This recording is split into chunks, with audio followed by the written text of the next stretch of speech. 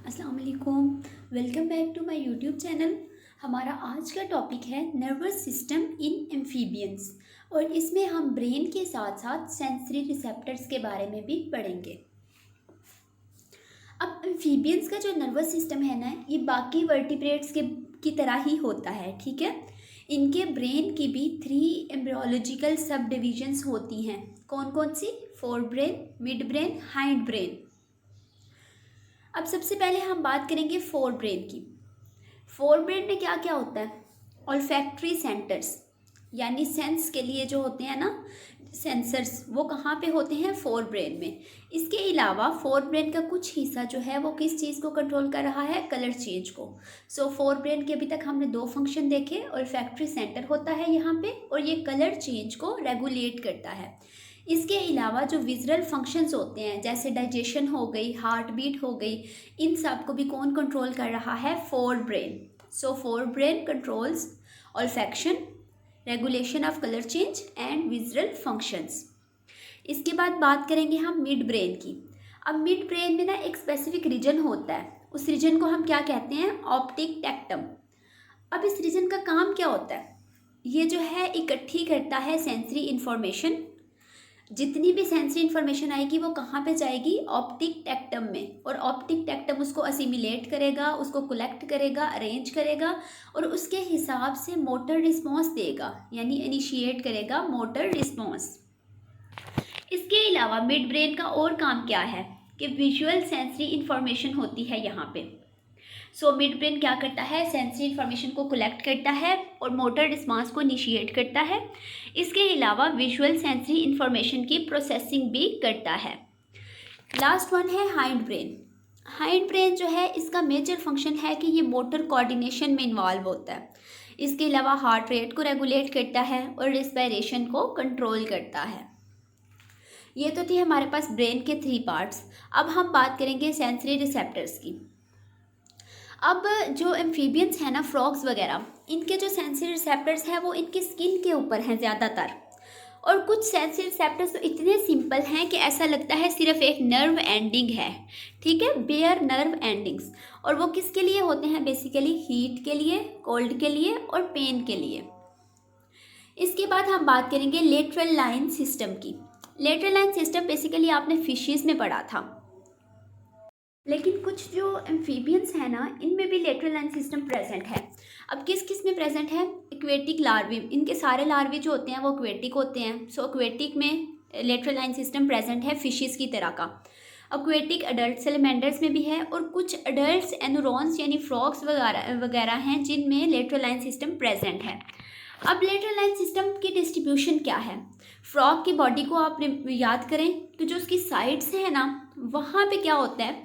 Lateral line system present होता है, specially in the head. उसके बाद इसका फंक्शन क्या होता है? ये रिस्पॉन्ड करता है लो फ्रिक्वेंसी वाइब्रेशंस को वाटर में, यानी जब लो फ्रिक्वेंसी वाइब्रेशंस आएंगी तो उनको कौन रिस्पॉन्ड करेगा? Lateral line system. लेकिन बात कहाँ की हो रही है? वाटर की।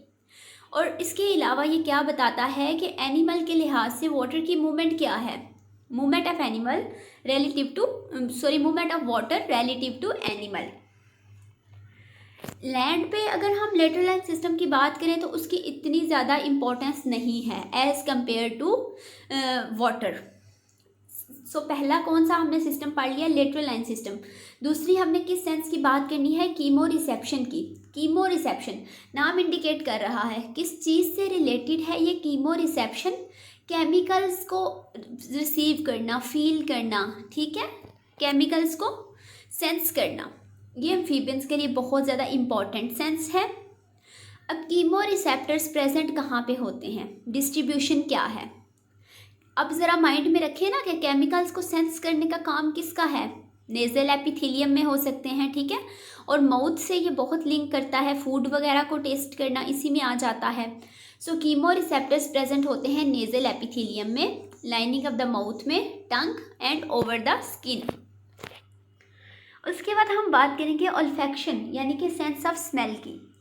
तो जो एम्फीबियंस हैं उनमें सेंस ऑफ स्मेल जो है वो इम्पॉर्टेंट है मेट रिकॉग्निशन में, यानी जब इन्होंने मेटिंग करनी है, अपना पार्टनर ढूंढना है, तो किसकी हेल्प से ढूंढेंगे? ऑल्फैक्शन की हेल्प से। इसके अलावा ये क्या करते हैं कि जो हार्मफुल केमिकल्स होते हैं, नॉक्शियस केमिकल्स होते हैं, और फूड जो ढूंढते हैं वो उसमें भी ऑल्फैक्शन इन्वॉल्व है। बेसिकली फूड ढूंढने का काम जो है ना ये विजन का है, लेकिन किसी हद तक उसमें जो ऑल्फैक्शन है वो भी इन्वॉल्व है। सो ऑल्फैक्शन के 3 मेजर जो फंक्शंस हैं, मेट रिकॉग्निशन में, और डिटेक्शन ऑफ केमिकल्स में, और लोकेटिंग फूड। विजन एम्फीबियंस के लिए बहुत ज़्यादा इम्पॉर्टेंट है। क्यों? क्योंकि एम्फीबियंस बेसिकली साइड फीडर्स हैं। इस बात का क्या मतलब हुआ साइड फीडर्स का? कि उनको खाना नज़र आना है तो उन्होंने खाना है, ठीक है, यानी उन्होंने अपने विजन को यूज़ करना है। लेकिन इसमें ना जो सेसिलियंस हैं उनके लिए एक्सेप्शनल केस है, क्योंकि वो नियरली ब्लाइंड होते हैं। अब इनकी आइज़ जो है ना उनमें बहुत ज़्यादा अडॉप्टेशंस हैं जो इनको अलाउ करती हैं कि वो टेरेस्ट्रियल इन्वायरमेंट में रह सकें। अब सबसे पहले हम बात करेंगे आई की लोकेशन पे। जो फ्रॉग्स हैं ना, यानी जो कह लें कि मॉडर्न एम्फीबियंस हैं, उनमें आइज़ जो है ना वो फ्रंट ऑफ हेड में है, यानी हेड के बिल्कुल सामने। तो उसका क्या फंक्शन होता है, उसका फ़ायदा क्या होता है कि वो बाइनोक्यूलर विजन हमें मिल जाता है, यानी 360 के एंगल पे विजन जो है ना वो मिल जाता है। इसके अलावा वेल डिवेलप्ड डेप्थ परसेप्शन होती है, यानी जब उन्होंने प्रे को कैप्चर करना है ना तो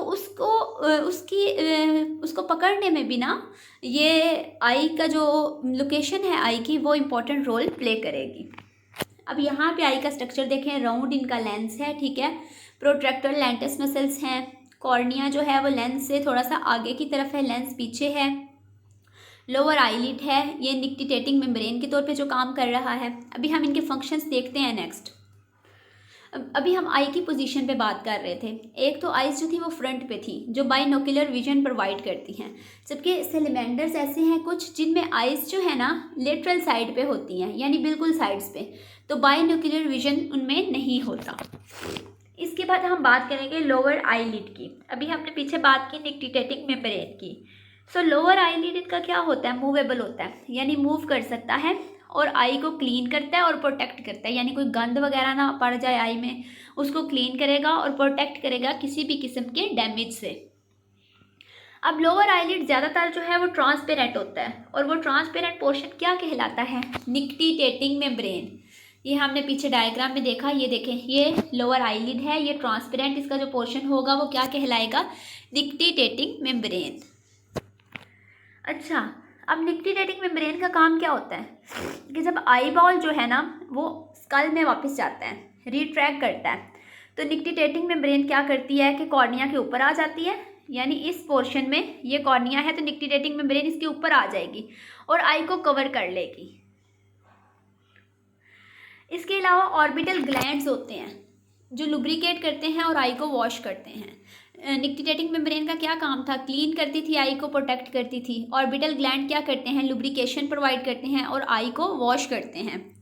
अब आईलिड्स और ग्लैंड्स जो हैं ये दोनों मिलके आई को फ्री रखते हैं किसी भी किस्म की डस्ट से। उसके बाद हम बात करेंगे लेंस की। लेंस इनका लार्ज होता है और राउंड होता है, जैसे कि हमने अभी देखा, और लेंस जो है ना ये कॉर्निया से set back from the cornea, यानी कॉर्निया आगे होता है और लेंस जो है इसके पीछे है, और आयरस ने लेंस को सराउंड किया होता है। आयरस जो है वो आपको पता है जैसे ह्यूमन आई में होता है, डायलेट कर सकता है या कंस्ट्रिक्ट कर सकता है, और इस तरह वो क्या करता है कि प्यूपल के साइज़ को कंट्रोल करता है। ये आयरस और प्यूपल का अभी हम इधर देख भी लेते हैं। यहाँ पे देखें, ये आयरस है, ठीक है, ये डायलेट करेगा या कॉन्ट्रैक्ट करेगा, और इसका काम क्या होगा कि प्यूपल के साइज़ को कंट्रोल करना।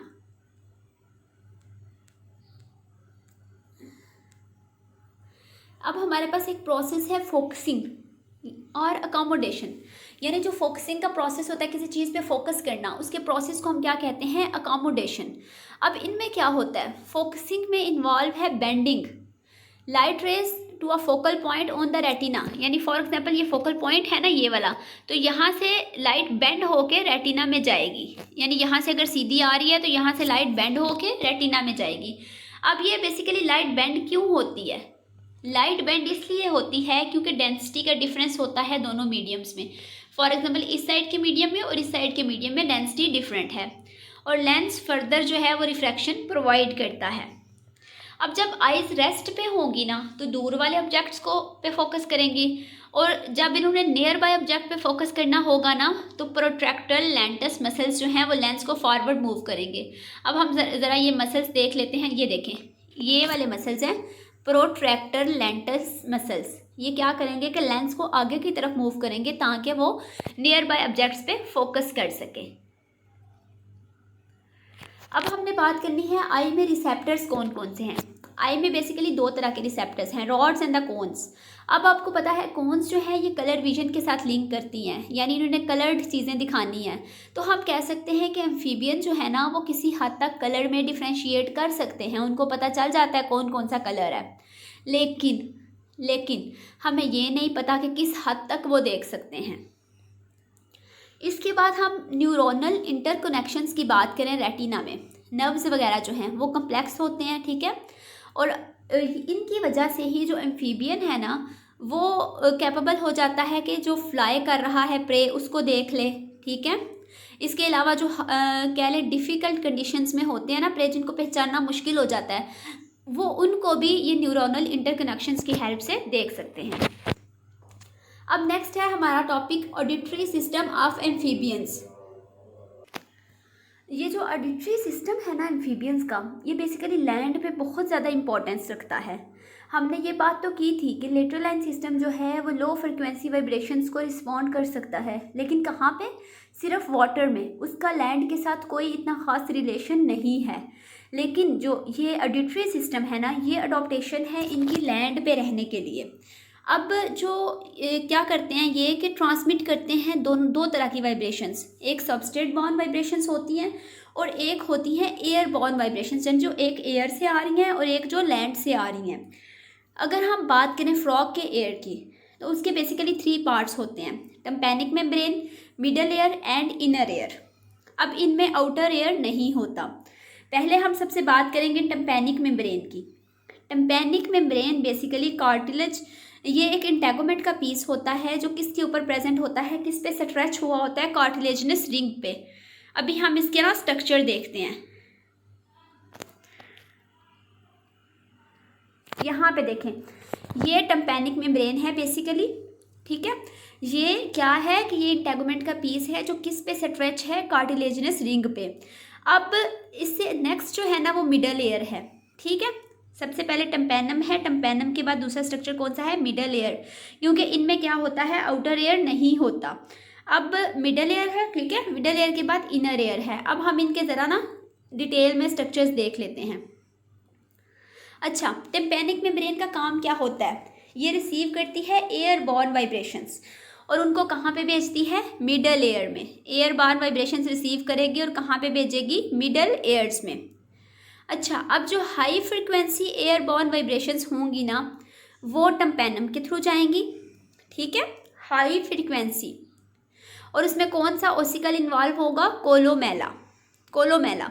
लेकिन जो लो फ्रिक्वेंसी वाइब्रेशंस होंगी ना वो अपर कूलम के थ्रू जाएंगी, इनर एयर में। High frequency air born vibrations जो हैं वो टिम्पैनिक मेम्ब्रेन के थ्रू जाएंगी, जिसमें कौन सा ओसिकल इन्वॉल्व है, कोलोमेला। लो फ्रिक्वेंसी जो हैं वो किसके थ्रू जाए, low frequency substrate born vibrations, ठीक है। उसमें कौन इन्वॉल्व हो सकता है, अपर कूलम। मसल्स अटैच होते हैं अपर कूलम एंड स्टेपिस के साथ। जो कोलोमेला है ना उसको हम स्टेपिस भी बोलते हैं। और वो क्या कर सकते हैं कि इन मसल्स जो हैं वो एक या दोनों ओसिकल को लॉक कर सकते हैं और अलाउ करते हैं कि जो एम्फीबियन है उसने कौन सी वाइब्रेशन फील करनी है, यानी सबस्ट्रेट बॉर्न या एयर बॉर्न।